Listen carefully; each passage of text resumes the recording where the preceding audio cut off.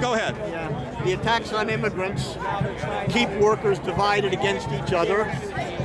The capitalist class, which a lot of people are looking toward, parts of the Republican Party and all the Democratic Party, supposedly to aid the cause of immigrants, are trying to think of better ways to screw immigrants. What the capitalist class prefers is to have, in a way, undocumented workers whom they can kick out at a moment's notice because they can terrorize their workforce that way. But the extra paperwork makes it a burden, so some capitalists, especially in the Democratic Party, are open to a slightly easier so-called path to citizenship, which is set up so almost nobody will arrive, and they'll have to crawl on their hands and knees to get anywhere.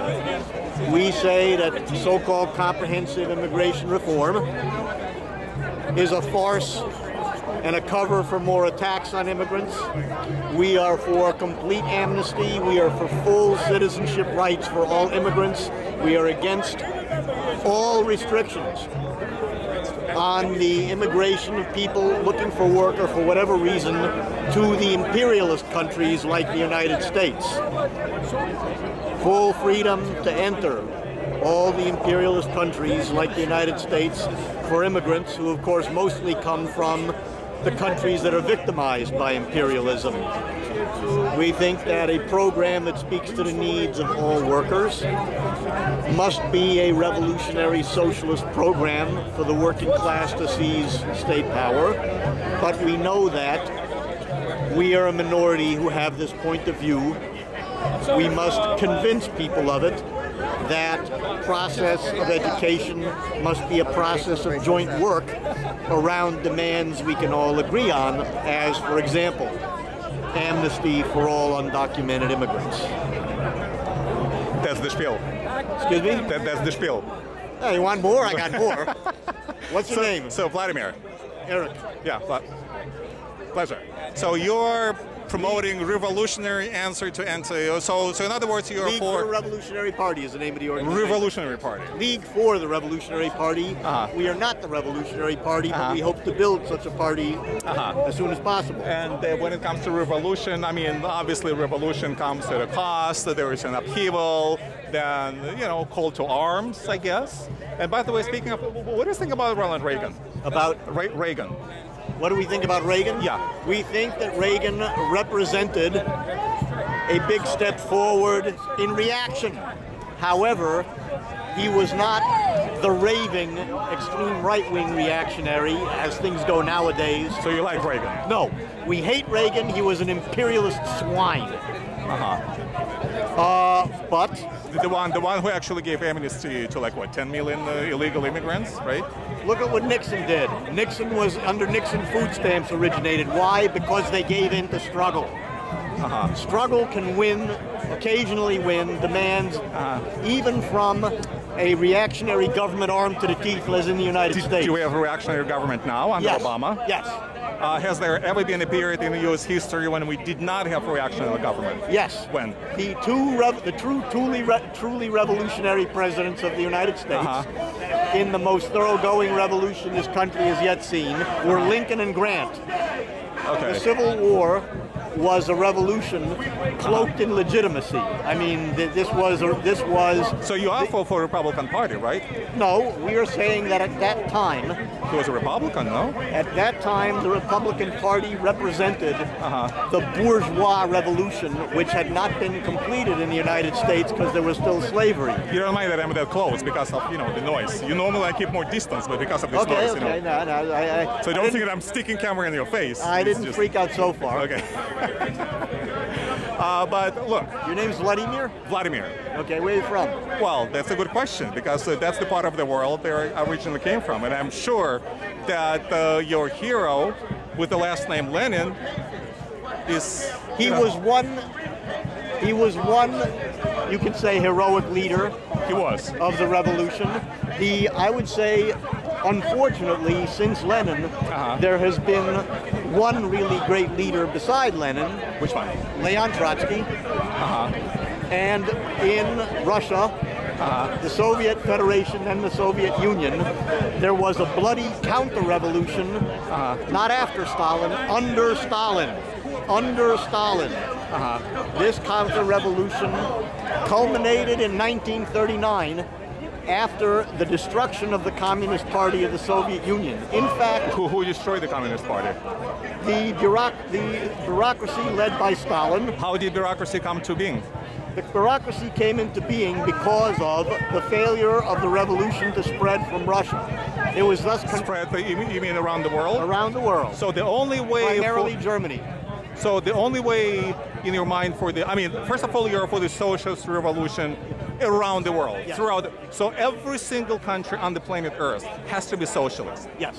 And that's the Then there will be no countries, but go on. Okay, so that's the only way for your kind of ideal, perfect society to succeed, right? There will be there's no ideal perfect societies anywhere, but it will be better.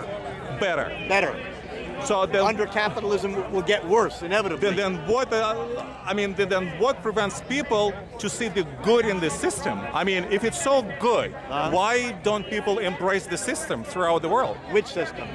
Well, the one that you advocate, whatever you call it, because some call the Socialism, system. Leninism, Bolshevik Leninism, whatever. Yeah, whatever. You're talking about. Yeah. I would say that one reason, very big reason, is because the Stalinists in power, calling themselves communists, calling themselves Leninists, discredited socialism, discredited socialism for a whole generation. So if They tied socialism to a bloody, repressive, and indeed capitalistic system, posing as socialist. I've only been in one Stalinist-ruled country. In 1987, I was in Budapest in Hungary. First thing I saw when I stepped off the train, McDonald's. Second thing I saw in the central square, Deakter, looked up at the tall buildings, and on top of the tallest building of all was a sign that said, in Hungarian of course, play lotto. Okay. So I draw if I didn't know that Hungary was supposed to be socialist, But I spent a week there, I never would have guessed. If I didn't know, I never would have guessed they claimed to be socialist. I saw nothing but enterprises making a profit, selling goods for money. So you're against profit, against selling goods for money?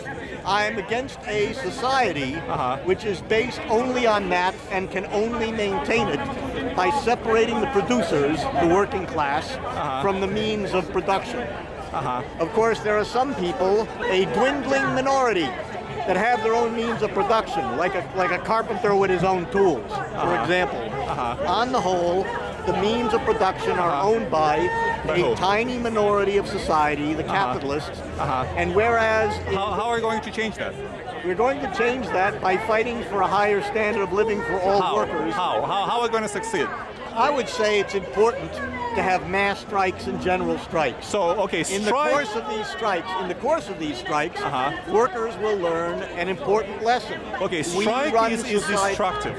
What about constructive movement? I mean, the capitalists are destroying our lives. The capitalists are destroying our lives, and it will only get worse. Okay. We're not the ones destroying people's lives. And how do you destroy it? I mean, do they force you to do things that you don't want to do? I mean, give me one example where imperialism forces you to do things that you don't really want to do. Do they force you to work? If you don't want to work, you don't work. Obviously, they do force people to work because they make it impossible or nearly impossible to eat, depending on the country, unless you make a profit for capital. I lived in the USSR for 29 years. You live? Yes. Do you think that anyone would give me food in the USSR? No, it was capitalist. The same things applied in the USSR. Was capitalist? Yes. So your hero Lenin, what did he do in 1922? 1922, he suffered a series of strokes and withdrew from political life. I don't quite get the question. Well, the new economic policy. 21. The new economic policy was an unfortunate necessity. Unfortunate? Okay. Yes, because it was a step backward. And Lenin said, this is a step backward, we have to do it. Unlike Stalin, every time he took a step backward, he said, this is a step forward. He lied. This was something the Bolshevik Party... So in other words, is there like a specific plan? I mean, going on strike is easy. Nah, it's hard. I did it once. It ain't that easy. Really? You're striking now, you know? No. In a way, you're protesting. No. Something, by the way, that you I'm not cannot do in China. withholding- That I can't do where? In China or in Soviet Russia Actually- or in Hungary when you were there, there's no way that you could protest in Hungary at that time. Actually,